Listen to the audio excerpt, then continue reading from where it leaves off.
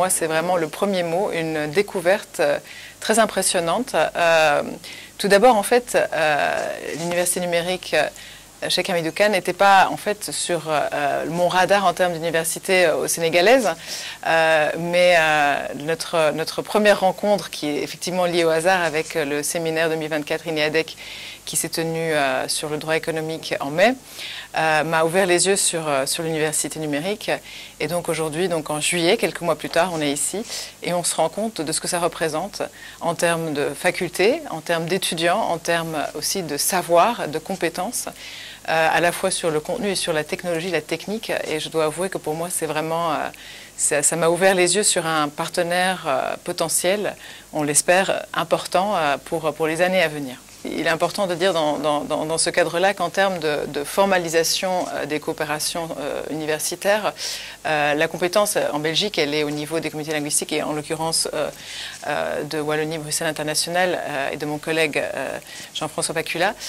Au niveau de l'ambassade, au niveau du fédéral, nous accompagnons et nous facilitons là où nous pouvons ces contacts et on suit le lead de la WebBI pour les universités francophones. Oui, ce fut également une grande découverte en ce qui nous concerne et vraiment une véritable surprise très agréable de voir cette qualité de matériel que vous proposez à vos étudiants et surtout la pédagogie que vous mettez en œuvre pour un si grand nombre. C'est vraiment très impressionnant.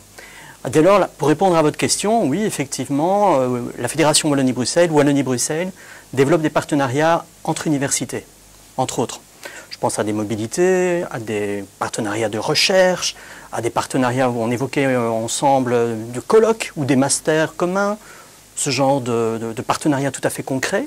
Et un instrument, je dirais, un peu roi en la matière est ce qu'on appelle la commission mixte permanente, qui est notre volet institutionnel de coopération qui a une durée de 5 ans.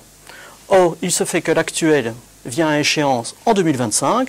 Alors, pour répondre à votre question d'espoir, oui, l'espoir, il est là, puisque 2025, il va falloir renouveler le dit programme pour 5 ans, les 5 prochaines années.